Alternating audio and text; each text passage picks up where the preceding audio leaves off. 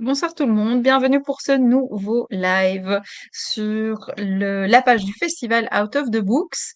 Alors, vous laissant le temps vous laissant le temps de vous installer, pardon. On est ici sur notre dernier live de la saison puisque on reprendra les lives à partir du mois de septembre. Alors, vous savez que, et je le rappelle, les lives, les interviews live que nous menons ici sur la page Facebook sont disponibles sur notre page YouTube.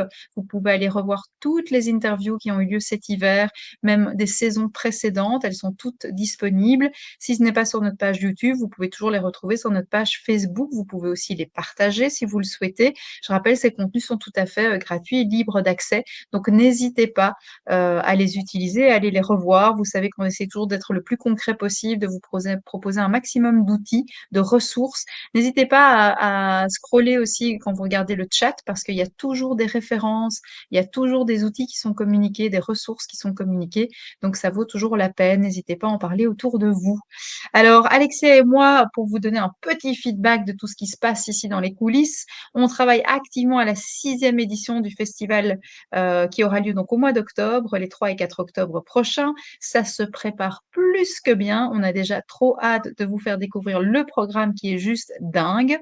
Il sera mis en ligne sur notre site internet fin de cette semaine. Donc, n'hésitez pas à aller jeter un petit coup d'œil d'ici vendredi, samedi. Il sera disponible. Vous allez voir, c'est un truc de fou. On a des conférenciers incroyables. On va avoir des stands formidables. Donc, on se réjouit. On est vraiment plus motivés que jamais pour vous gâter encore une fois pour cette 6e édition. Donc voilà. Alors ce soir, j'ai le grand plaisir de recevoir Valérie Van der Stappen. Certains la connaissent peut-être parce que si vous êtes venu à la dernière édition du festival, eh bien, elle a animé plusieurs conférences. Sa conférence avait tellement eu de succès qu'elle l'a même reproposée une deuxième fois dans la foulée pour que tout le monde puisse y participer. Alors, Valérie, elle est thérapeute, formatrice, coach, accompagnatrice d'équipe. Elle est formée à l'ANC. Elle va venir nous parler de l'ANC, de l'analyse neurocomportementale. Elle nous en parlera, elle nous en dira un petit mot ce soir. Et elle est très active aussi dans la structure de Learn to Be. Learn to Be qui est présente chaque année au festival aussi, qui propose plein de formations, d'ateliers et des outils destinés vraiment aux équipes pédagogiques dans les écoles. Donc, elle nous en dira aussi un petit mot à ce sujet. Alors, avant de l'accueillir, vous savez que ces interviews live sont très interactives et que si vous souhaitez intervenir, poser des questions à Valérie, n'hésitez surtout pas. Vous utilisez le chat. Nous, on voit les petits messages, on vous fait un petit coucou et surtout, on prendra le temps de répondre à toutes vos questions. Sans plus tarder, je vous propose d'accueillir Valérie. Voilà, bonjour Sophie, merci de m'accueillir ce soir et bonjour à tous pour ce Merci live. à toi d'avoir accepté notre invitation. Comme je disais, donc tu es venu l'année dernière et c'est vrai que cette thématique même qu'on aborde ce soir, c'est-à-dire la gestion des comportements agressifs, c'est la thématique que tu avais abordée lors du festival et ça avait eu plus que du succès puisque la salle étant pleine et les gens râlant à l'entrée de la salle de conférence avaient demandé pour que tu puisses refaire la conférence une seconde fois. Et donc voilà. Donc ce soir, tu vas partager un petit peu tout ça, toutes tes connaissances. C'est vrai que la gestion des comportemements agressifs, ça reste quand même une vraie question quand on est enseignant, mais quand on est parent aussi. Oui. C'est pas toujours évident. Je crois qu'on a déjà tous assisté quand on est dans un magasin, un enfant qui fait une colère et le parent qui ne sait plus où se mettre. Et on se dit oh là là, le pauvre. Comment est-ce qu'on va pouvoir l'aider? Donc ça va être intéressant de t'entendre par rapport à ça, voir un petit peu les conseils que tu peux nous donner, comment gérer ça au mieux et accompagner l'enfant aussi. Alors, ma première question, ce serait d'aller vers l'ANC, c'est-à-dire je t'ai présentée comme formatrice, formée en ANC, certifiée en ANC. Est-ce que tu peux nous dire un petit mot, brièvement en tout cas, sur ce qu'est l'analyse neurocomportementale? Alors l'analyse neurocomportementale, en gros, de manière, comme j'aime bien le dire, c'est une fois que je me comprends et comment je fonctionne, ça me permet moi de faire des choix du coup plus appropriés, mais aussi de comprendre l'autre. Donc en fait, c'est basé en neurosciences, hein, sur des recherches cliniques, c'est assez pragmatique et c'est vraiment ce qu'on peut en tirer dans notre quotidien. Et c'est vraiment, mais qu'est-ce qui me pousse à agir? Et donc, c'est une approche qui est plutôt contenant que contenu. Alors, ça veut dire quoi? Le contenu, c'est l'histoire, c'est l'enfant qui fait la crise dans le supermarché, c'est l'élève qui résiste à la règle, c'est l'élève qui a oublié ses affaires, que sais-je. Et puis face à ces situations, ben, c'est quelle partie, quel groupement de neurones au niveau de mon cerveau qui y répond. Et donc en ANC, on distingue 4 gouvernances, 4 contenants, et donc qui gèrent des choses différentes et qui ont des fonctions différentes. Dont le plus archaïque, il gère la survie. Et là, on Mhm. va retrouver notamment les réactions de stress, de fuite, de lutte et d'inhibition.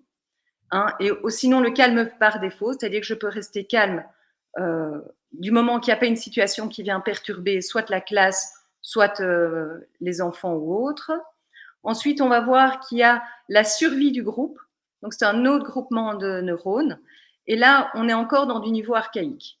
Et là, on va voir que ben, si on reprend la meute de loups ou les lions, ben, ce qui gère en fait la hiérarchie d'un groupe, d'une meute, elle est basée sur le rapport de force. Et donc, nous, on a hérité de ça. Et donc, on va voir que ça peut aussi engendrer des comportements de type agressif. Et là, on est plus dans le rapport de force. Et puis après, ben, on a la gouvernance émotionnelle.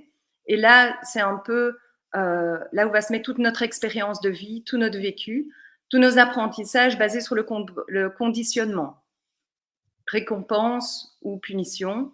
Et la punition, ça peut être un effet émotionnel négatif. Et donc là, on va voir qu'il y a, c'est le siège de nos motivations, de nos talents, de nos plaisirs de faire et autres, de nos valeurs notamment.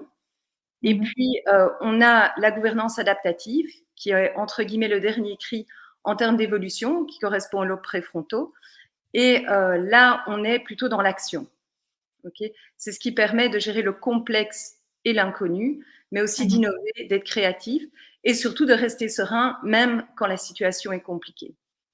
Et donc, c'est de prendre conscience de, tiens, mais au moment où je vais interagir avec l'élève, est-ce que moi aussi je vais être en stress et donc l'agressivité peut engendrer de l'agressivité, ou bien je dois gérer un rapport de force, ou bien nous sommes dans les apprentissages, nos automatismes, hein, donc tout apprentissage Mhm. à un moment devient automatique, ou bien je suis en adaptatif. Et donc, ben, moi personnellement, j'ai commencé l'ANC en tant que maman, parce que je me voyais crier assez souvent. Et donc, ça a beaucoup changé le fait de comprendre ça. Tiens, est-ce que je vais être dans de la survie, c'est-à-dire dans du stress ou du rapport de force, ou bien plutôt dans l'action et de pouvoir gérer au mieux, évidemment. Et donc, c'est Mhm. d'avoir ce choix vers où je veux aller, vers moins de tension, plus de dialogue et autres, plus d'écoute de l'autre, de compréhension, ou au contraire, rester dans mes zones de stressabilité, on peut dire. Mhm. Et l'ANC va, va vraiment offrir des outils par rapport à ça, de mieux se connaître et de savoir, j'entends, c'est prendre conscience finalement de qui va prendre la gérance de mes réactions. Et donc, ben, dans un premier temps, la compréhension déjà de ce que chaque groupement de neurones sous-tend, hein, Mhm. déjà une compréhension au départ, mais ensuite il y a tous des outils pour se gérer soi. Hein. Et donc, quand je parle aux professeurs, donc en formation et autres, les comportements difficiles, eh bien, c'est comme quand on prend l'avion et que le test de l'air nous dit masque à oxygène et si vous êtes accompagné d'un enfant, ben, on le met d'abord sur soi et puis sur l'enfant. Et donc, ça va être d'abord une prise de conscience et une gestion de soi, et puis je vais gérer l'autre. Et donc, ça offre tant des outils pour se gérer soi, mais également pour gérer l'autre, notamment euh, face à l'agressivité. Donc ça veut dire, si je traduis ça et que je le comprends bien, je ne peux pas m'occuper correctement de l'autre si je ne me suis pas d'abord occupée de moi. Exactement. Ok, c'est intéressant parce que c'est généralement, on aurait plutôt tendance, peut-être, je sais pas, en tant que parent protecteur, de dire je vais d'abord m'occuper de l'enfant, mais en fait, si toi tu n'es pas dans le bon état d'esprit ou dans le bon, dans la bonne gouvernance, alors ça risque d'être une mauvaise gestion finalement. Oui, parce que le stress, il y a une contagion émotionnelle déjà, mais c'est de la survie et c'est des Mhm. comportements centièmes de seconde en temps de réaction. Donc moi, quand je m'énerve sur mes enfants, j'ai pas toute une réflexion en disant l'un a pas fait ça, l'autre pas, ou même en classe, je me dis pas il y a lui qui parle pendant 10 minutes, l'autre il a oublié ses affaires. Non, tout d'un coup ça vient. Et donc à Mhm. savoir si moi je me mets dans cet état-là, ben, il y aura aussi un impact sur les élèves. Et donc Ok. c'est comment je me gère moi d'abord pour gérer au mieux l'autre. Ouais. Mhm. Alors c'est intéressant parce que en tant que parent, ben, enfin comme tu dis, enfin, on réagit, on fait comme on peut, mais on n'est pas expert non plus dans tout ça. Et en tant qu'enseignant, on n'est pas expert non plus forcément dans la gestion des comportements. Je veux dire, il faut, comme tu dis, il faut parfois réagir comme ça très rapidement aussi face à une réaction, un comportement qui est plus complexe. Ce serait quoi pour toi les premiers conseils en fait que tu donnerais au-delà de ce premier conseil que j'entends clairement, de dire d'abord on s'occupe de soi déjà pour pouvoir gérer correctement. Alors moi, le premier conseil, c'est, moi j'aime bien dire, si je suis malade et que je ne le sais pas, ben, je ne vais pas chez le médecin. Et donc, si je suis en état de stress, donc soit de fuite, là on est dans l'évitement et c'est la peur qui sous-tend ça. Donc, en fait, la gestion du stress, c'est aussi la gestion de nos émotions, hein. Si je suis Mhm, énervée, agacée, ça c'est du stress de lutte. Donc, je me prépare au combat ou en tout cas à impressionner l'autre pour pas qu'il m'attaque. Ou bien l'inhibition, c'est le découragement. Et si c'est pas pris à temps, ben, ça peut mener au burn-out. Et donc, mhm, l'idée, c'est, moi au départ, je ne me posais pas la question de comment je me sens. Et si déjà on prend conscience de, mais tiens, moi, comment je me sens là, et c'est vraiment se poser la question régulièrement, et plus on le pratique, au plus ce sera réactif rapidement. Et donc, mhm, quand je débute mes formations, je dis toujours, c'est l'artisan qui fait l'outil et pas l'outil qui fait l'artisan. Si on donne un outil de gestion de conflit et que soi-même, on est déjà énervé, agacé, mais non, ça va pas donner mhm, un bon effet. Et donc, mhm, une première chose, ben, c'est ça, c'est déjà prendre conscience de mon état. Après, ben, comme nos pensées, donc toutes nos croyances, euh, nos manières de voir le monde, nos émotions et nos comportements sont liés. L'un ne va pas mhm, sans l'autre et interagissent. Donc, soit il y a des outils ben, pour gérer les pensées, voir les choses différemment, hein, de pouvoir penser parfois les situations différemment, déjà pour prendre en fait du recul tant sur soi, en sachant comment je me sens, mais également sur la situation. Et puis, on peut jouer aussi sur nos comportements. Donc, avec tous des outils d'ancrage, de respiration, et tout ça intervient aussi là-dedans. Donc le point de départ, on revient vraiment à cette idée de dire première chose, prenons soin de soi et prendre conscience de dans quel état je suis et est-ce que je suis dans le bon état pour gérer la situation. Voilà. Moi, je dis souvent aux professeurs, nous, ce qui nous intéresse, c'est comment vous vous sentez quand vous rentrez dans votre classe. Parce que bien souvent, enfin, moi, j'aime bien, on amène, surtout en maternelle et en primaire, la météo du jour et ben, faites-le Mhm. vous aussi. Mhm. Voilà, donc il y a une raison pour qu'on l'amène aux élèves, c'est qu'ils peuvent avoir des sacs à dos déjà du matin, de parents qui se disputent, de retard ou que sais-je. Ben, pour nous, c'est la même chose en fait. Mhm. Et donc, C'est vrai que j'avais la discussion ici avec un groupe d'enseignants la semaine dernière, des professeurs qui disaient il y a certaines classes où finalement en fait on n'a pas envie d'aller quoi. C'est difficile parce qu'on est déjà presque tendu avant même d'être rentré dans la classe parce que on anticipe un peu voilà la dernière heure s'est pas bien passée, on sent il y a une certaine animosité dans la classe, etc. Qu'est-ce que tu leur conseilles à ces profs-là qui marchent à petits pas pour arriver dans leur classe en disant c'est une classe qui me prend beaucoup d'énergie et je redoute un peu d'y aller. mais donc, quand on se sent comme ça, donc là, on est déjà stressé. Si on a des tensions, c'est qu'il y a du stress. Mhm, Alors, déjà de se dire, OK, je respire un coup et fait. Pourquoi? Parce que souvent, on stresse, soit parce qu'on est dans le passé et on ressasse. Et j'ai eu une mhm, mauvaise expérience, c'est tout à fait normal, le conditionnement, c'est ça. Ça va se reproduire. Soit on est dans le futur, ouh, ça va mal se passer, c'est la dernière heure, ça va être la cata. Moi, j'aime bien revenir à, bon, mais non, là maintenant, je suis pas encore dans la classe. Le passé, on n'y reviendra pas. Et donc, qu'est-ce que moi, je peux déjà, une respiration, un ancrage, relativiser, se mettre même en état de curiosité, de se dire, ben, tiens, je vais découvrir ce qu'il y a, hein, sans mhm, pour autant donner la réponse, prendre du recul, accepter que la classe est comme ça. Déjà aussi se dire, avoir une réflexion, mais quel comportement j'ai en face de moi? Et ça, la grille de lecture ANC, notamment par rapport à l'agressivité, aide. Parce que mhm, quand on parle des comportements agressifs, on ne va pas dans les troubles, les 10 ou autres. On va d'une part distinguer le stress que les enfants ont, donc à savoir aussi que les trois états de stress, qui n'est pas nous déjà, ne pas s'identifier à ça, on les a depuis la naissance. Et tout être humain sur Terre les ont. Alors, on ne stresse pas mhm, tous pour les mêmes raisons, mais l'état est le même, c'est des comportements stéréotypés, préprogrammés. Du coup, voilà comment y répondre sachant ça. Ou bien on va rentrer dans, et là on va dans la gouvernance qui gère la survie du groupe, hein, la gouvernance grégaire. Là, on est plutôt face à l'agressivité offensive. Et c'est souvent ça qui fatigue. Mmh. C'est-à-dire qu'on a un élève qui prend beaucoup de place, d'ailleurs tellement de place que c'est compliqué en classe, au conseil de classe et quand je rentre à la maison, hein, que quand il n'est pas là, on peut sentir qu'il y a un apaisement au niveau du groupe. Pourquoi? Parce Mmh. que c'est la peur qui règne. Et donc là, si je suis face à ça, donc difficulté de mise au travail, prise, voilà, si on est face à ça, ben, au moins je sais ce que je dois faire pour le gérer. Et là, c'est sûr qu'on gère plus l'émotionnel. Et donc là, nous, on amène des outils, que ce soit que le cadre soit clair, que mon cadre de classe soit clair, qu'il soit tenu pour tout le monde et que je tienne dans le temps, ce qui n'est pas toujours évident.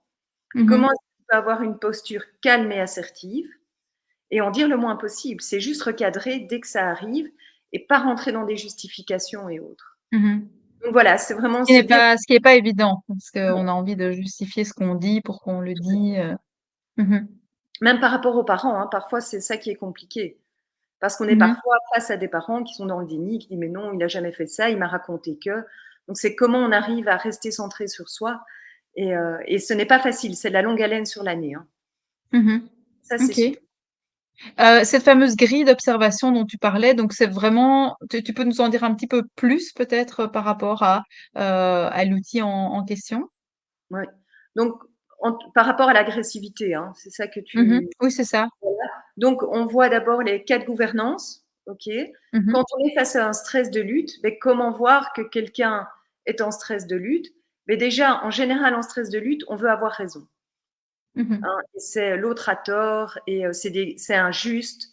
On est impatient, on est là-dedans. Mais un point de vue physique, c'est le regard fixe, tension dans le haut du corps, la voix qui monte, ça crie, ça peut aller voilà jusque là. Mmh.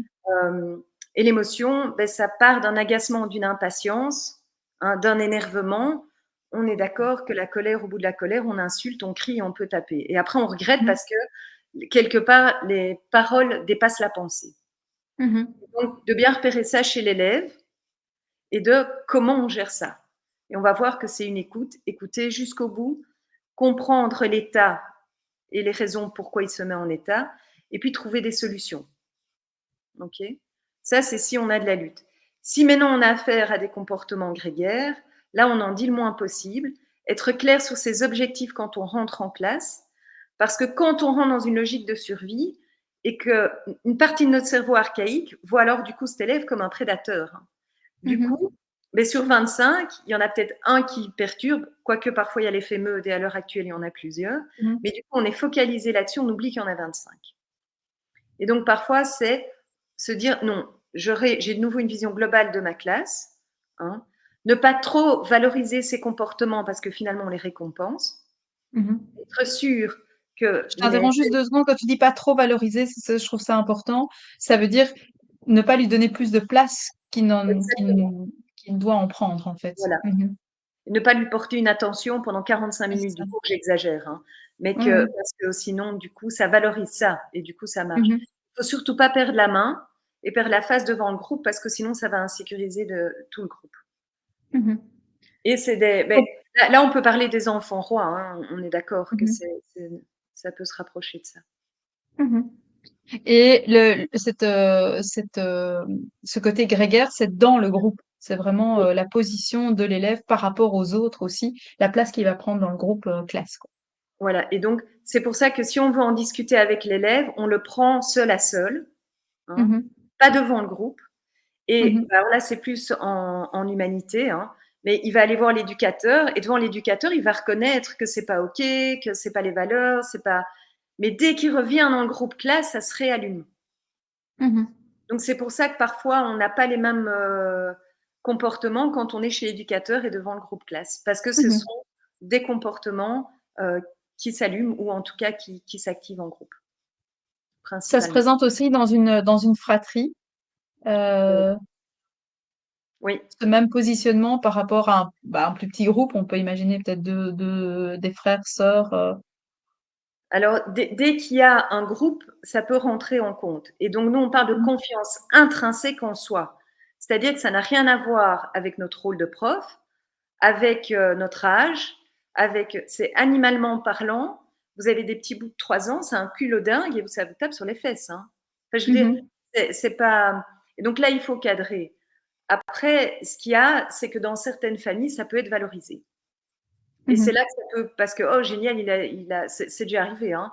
Il a du culot et moi j'ai eu un professeur qui m'a témoigné que le parent disait, ah ben, le parent, il est tout fier parce que c'est son enfant de 5 ans qui fait la loi à la maison. Mmh. Et je pense que Oui, à là, partir du moment où on a c'est comme validé on dit, évidemment. un enfant a besoin de cadre. Enfin, le cadre pour moi, c'est la sécurité et la liberté. Mmh. Et aussi de bien voir cette notion de cadre, pas quelque chose d'autoritarisme ou de punitif. C'est comme le Mmh. code de la route. S'il n'y avait pas le code de la route, ce serait le chaos, l'anarchie. Et donc, dans ma classe, mettre un cadre, moi, personnellement, je commence toujours une formation en mettant le cadre, un cadre de Mmh. communication, hein, mais juste pour Mmh. dire ça sécurise, en fait.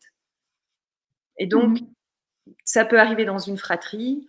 Bon, si je vois mes 2 enfants, s'ils m'écoutent, maintenant ils sont grands, hein, mais clairement, mon fils qui est le plus jeune, il a plus de comportement de dominance que ma fille.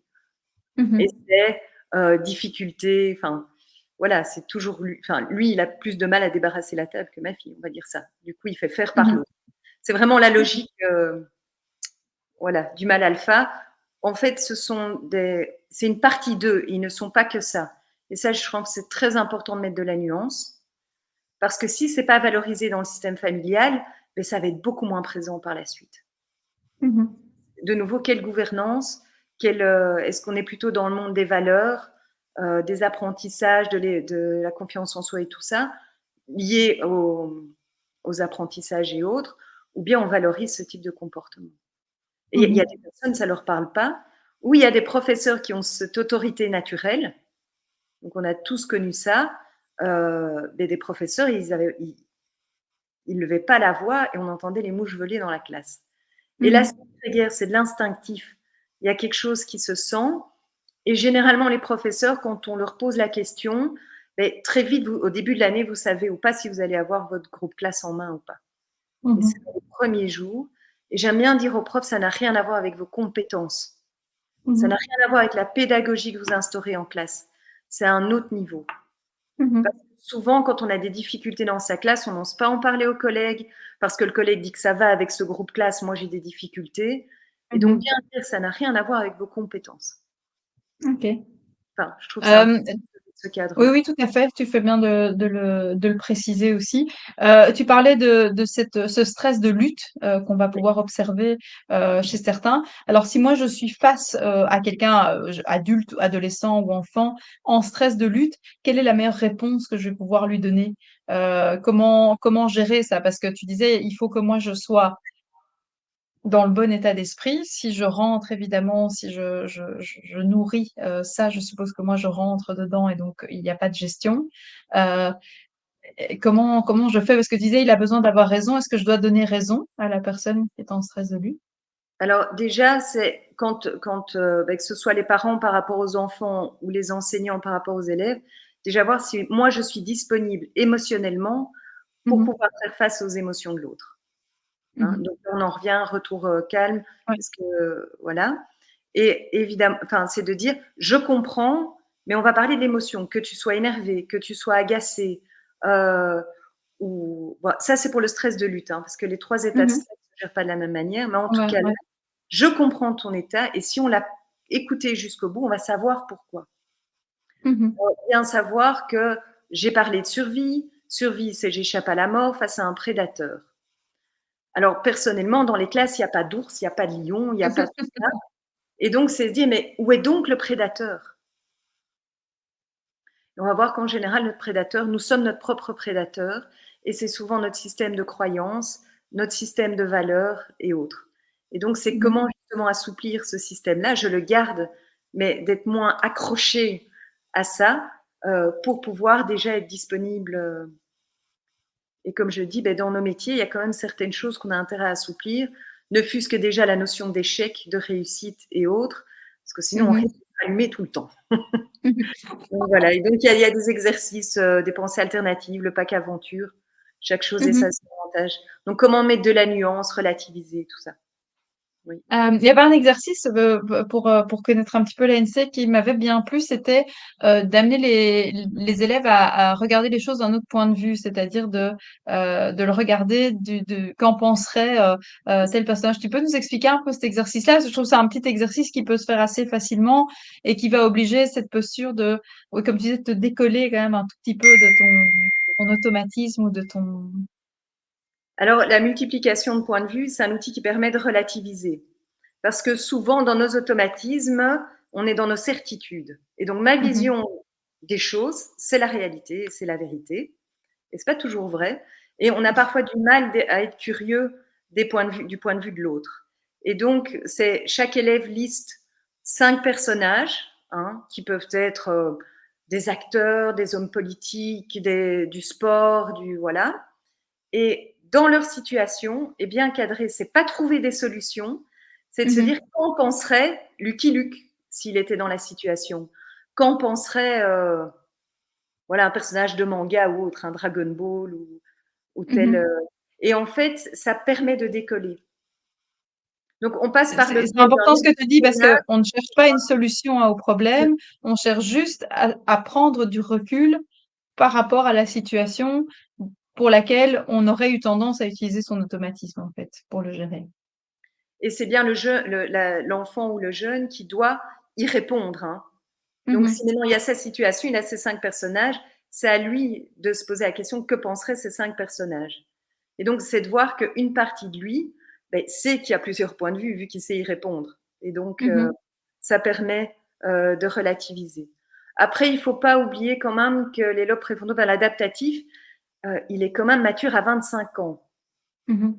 Donc, en fonction de l'âge des enfants, aller faire, enfin, quand ils ont 8 ans, c'est compliqué de faire ça. Pourquoi? Parce que la partie de leur cerveau qui permet de relativiser, elle n'est pas encore tout à fait développée, hein. Mhm. Donc, c'est C'est sûr que important parce que c'est la gestion des émotions, ça indique quand même que la gestion des émotions, c'est normal qu'elle soit gérée différemment ou de manière peut-être un peu plus intense pour les élèves qu'on a en classe. Et c'est important que tu donnes cet âge qui est approximativement 24-25 ans parce que ça veut dire que nos ados qui ont 15-16 ans, bah, ils sont toujours aussi en cours de construction quand même. ils sont toujours en cours de construction. Et c'est pour ça que donc c'est quand même l'adaptatif ou les lobes préfrontaux qui permet de se projeter dans le temps. Et donc pour Mhm. certains, oui, à 14-15 ans, c'est difficile de savoir ce qu'ils veulent faire.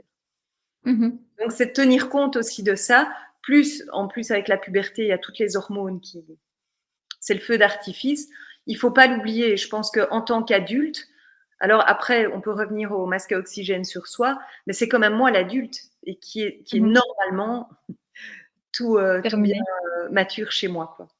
Oui. Ok, c'est important, mais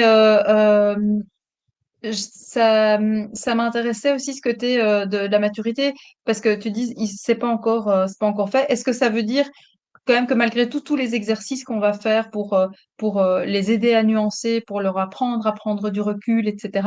Ça peut être travaillé quand même assez jeune, se disant ben c'est pas encore mature, mais le fait de le travailler, le fait de prendre l'habitude, de s'obliger à être curieux justement d'un autre point de vue, d'un autre regard, etc. Ça peut se faire très tôt. Mais sachant que c'est peut-être plus complexe pour eux dans certaines situations, quoi. Exactement. Et certaines pédagogies amènent à ça par rapport à Mhm, d'autres.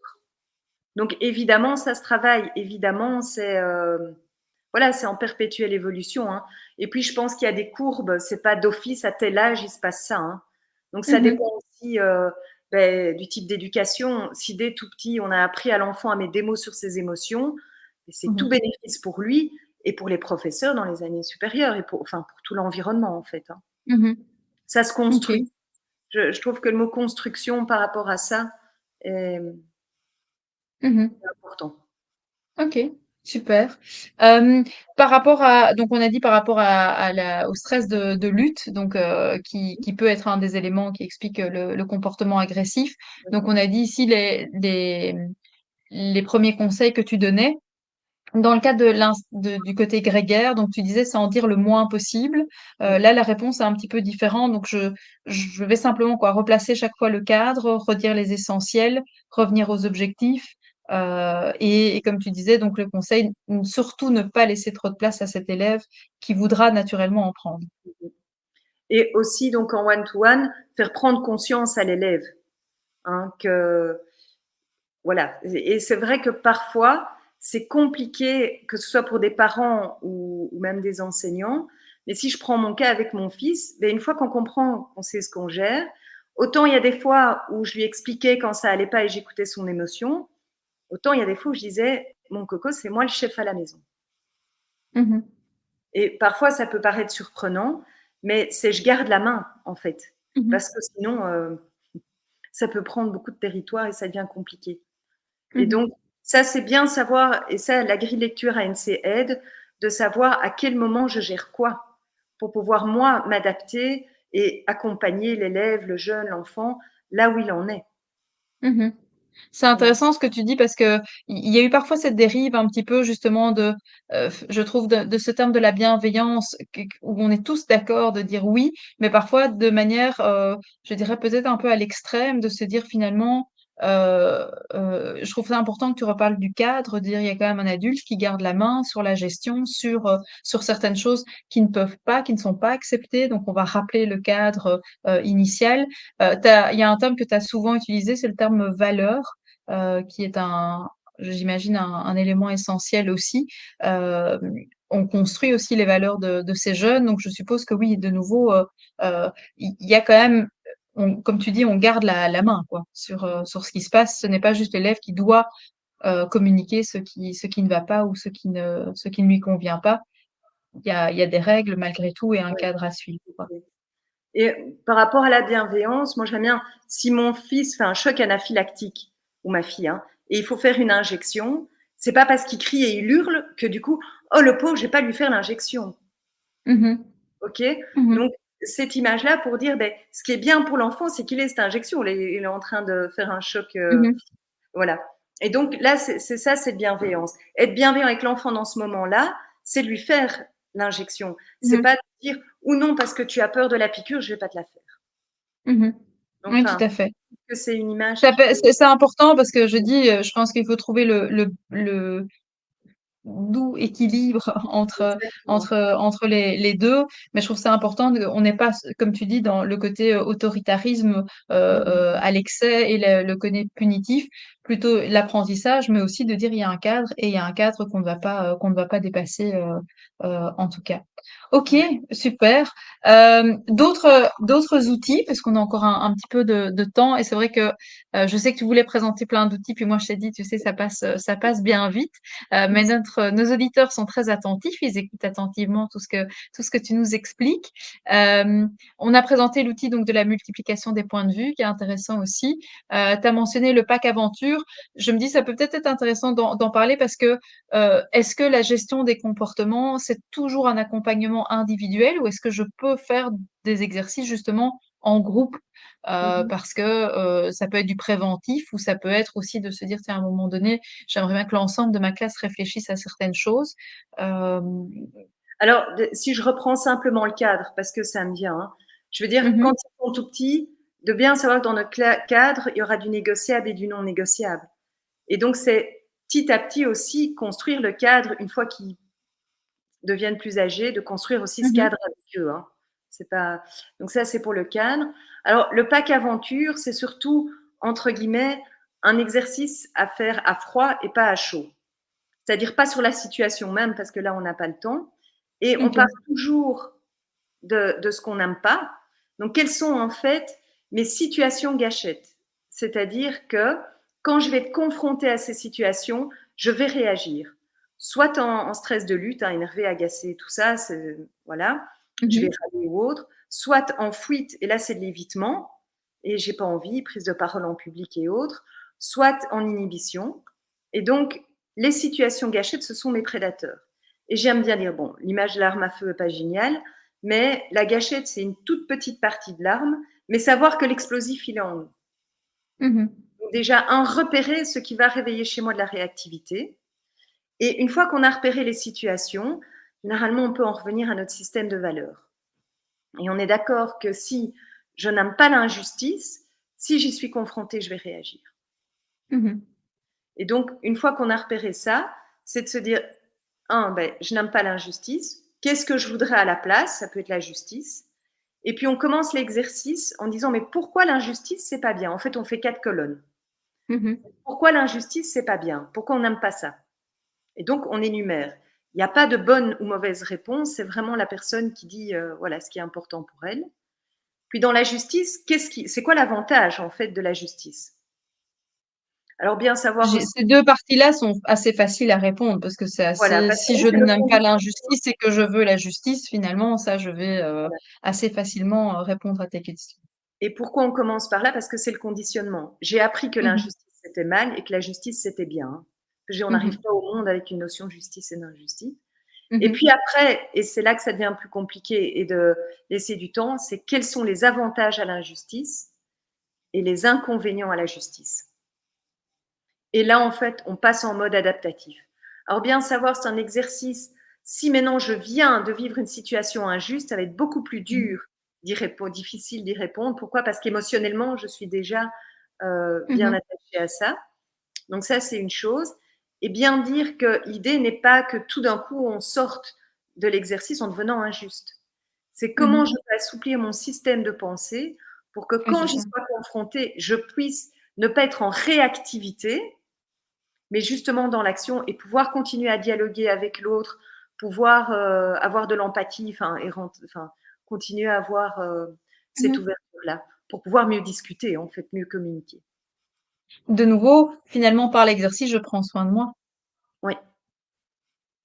De s'assurer que j'ai déjà un peu préparé le terrain, c'est-à-dire que je vais éviter d'être trop réactif en étant en mesure de voir les choses autrement et d'accepter qu'il peut y avoir des avantages à l'injustice et qu'il peut y avoir des inconvénients à la justice.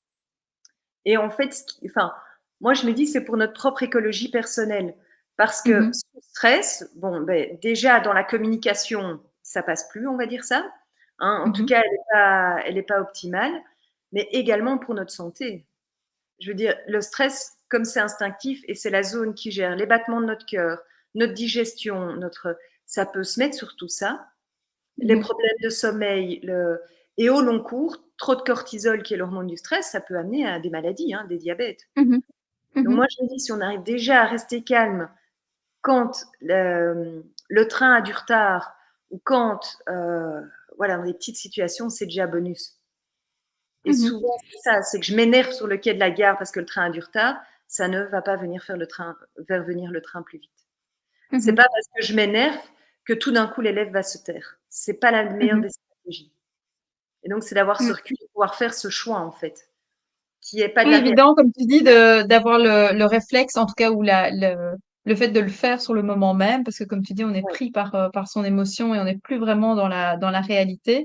Ça serait quoi ton conseil pour ça? C'est la respiration reste quand même le premier de se dire: «Je prends un temps juste pour m'assurer que je me suis occupée de moi», quoi. Alors, on peut, par exemple, trouver ses sas, hein, faire cette pause, ça peut être entre l'école et la maison, par exemple. Mmh mh.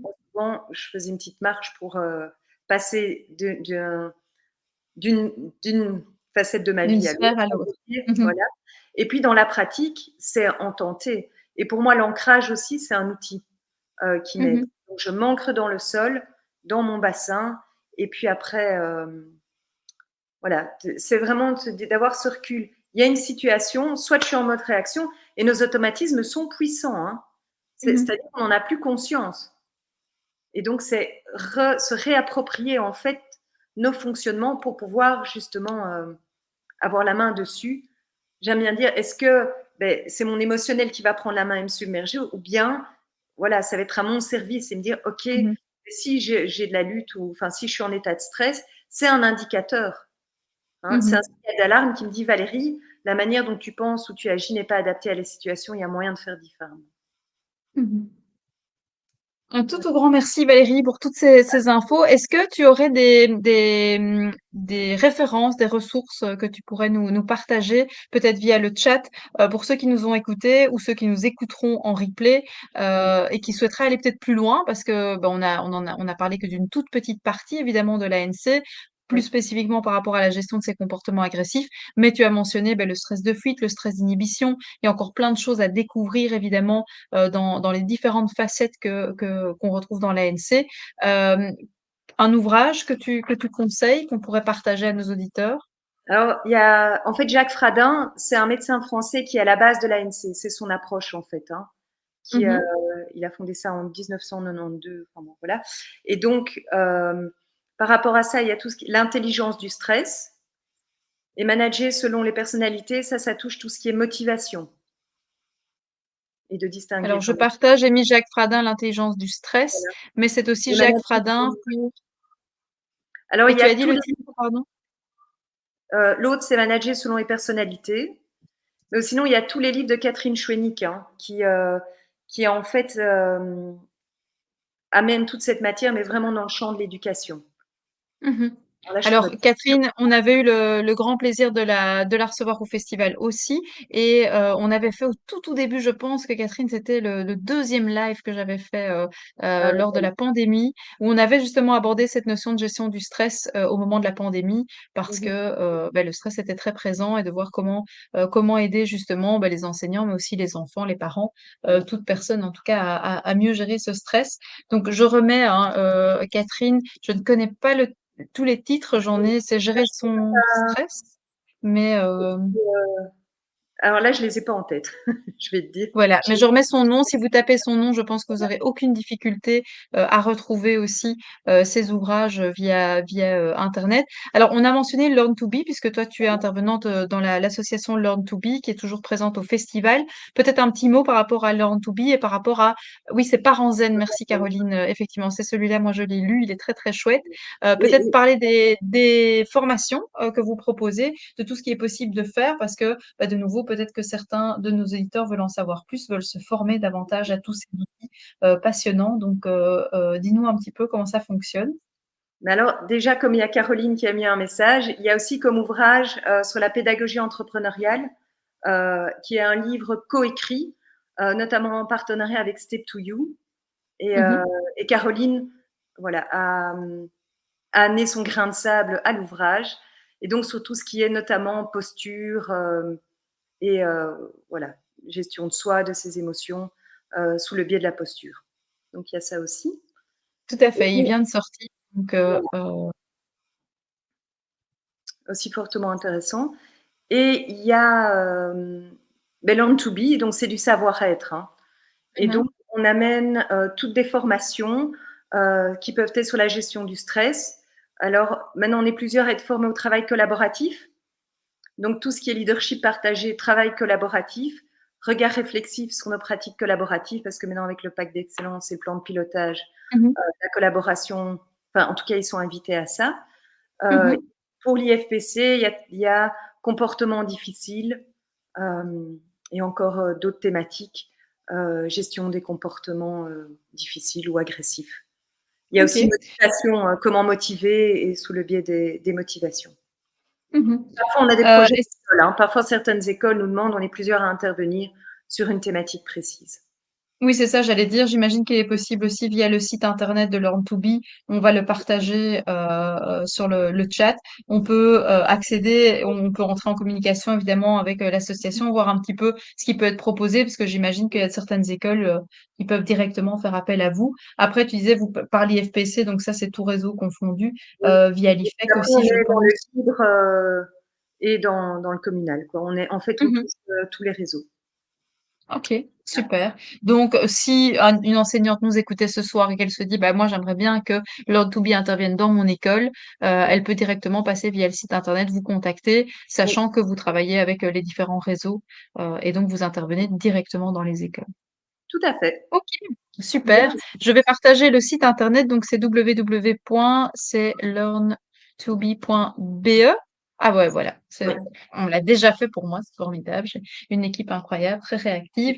Donc, on a partagé le site internet. N'hésitez pas à aller le parcourir. Ça vous donnera des informations précises sur toutes les possibilités. On entend que ça peut être aussi conçu, créé. Ça ne doit pas être forcément noté sur le site internet, mais vous pouvez. Alors, je vois qu'il y a une demande. Est-ce que vous intervenez en France? Alors là, peut-être que Caroline va répondre dans le chat. Je sais qu'il y avait le projet Savoir-être en France, mais Mhm. qu'en est-il? Je suis pas sûre que ça existe encore. Caroline, Ok. est-ce qu'elle nous entend? Est-ce qu'elle va? Et ça, mais là, vous pouvez contacter Learn to Be ici à Bruxelles Directement. et elle pourra vous répondre. Si encore. OK. Mais Donc ça, via le site internet, envoyer un euh, petit mail pour voir s'il y a des possibilités d'avoir des à l'époque, intervenants plus je suis intéressants. intervenue en France, oui. En tout cas, OK, à l'INC là-bas. Voilà. OK, super. Eh bien, parfait. Un tout grand merci, Valérie, d'avoir pris le temps ce soir de répondre à nos questions. On va essayer tous de prendre bien soin de nous, Exactement. de notre bien-être intérieur pour pouvoir gérer au mieux tous les comportements. Je vois, Sandrine, que Caroline Moquet a partagé son adresse email. Tu peux lui écrire directement puisque Caroline est responsable de la structure de Learn to Be. Donc, n'hésite certainement pas à lui envoyer un petit mail. Alors, merci à tous d'avoir été présents. Comme je l'ai dit en début, de live. Vous savez que ces lives sont, vous pouvez les revoir, les revisionner, vous pouvez les partager aussi avec des collègues ou avec des personnes où vous dites que ce serait intéressant qu'ils assistent à l'interview. Je rappelle qu'elles sont encore toutes disponibles, que ce soit via notre page Facebook ou sur la page YouTube du festival Out of the Books. Je vous ai dit, restez bien connectés dans les prochains jours parce qu'il y a beaucoup de nouvelles qui vont arriver, notamment le programme du festival qui sera mis en ligne ici à la fin de la semaine. Donc, n'hésitez pas à nous suivre, jetez un petit coup d'œil sur notre site internet. Pour les lives, notre saison se termine parce qu'avec un peu de chance, les beaux jours arrivent et on va profiter de nos soirées pour aller prendre l'air et plutôt que de rester devant l'ordinateur. On reprendra les lives à partir du mois de septembre à la rentrée, juste avant le festival et avec un programme qui est déjà pratiquement bouclé et je vous annonce un programme assez riche à nouveau pour la rentrée prochaine. Donc voilà, restez bien connectés et je vous souhaite déjà à tous un bel été puisque on est quand même un peu sur la. On va même Le changer d'heure printemps. prochainement, donc normalement, Printemps. voilà, les beaux jours doivent arriver en tout cas, on l'espère. Valérie, encore mille merci et on se revoit très prochainement, j'en suis certaine. Bonne soirée Bonne à soirée à tous. tous.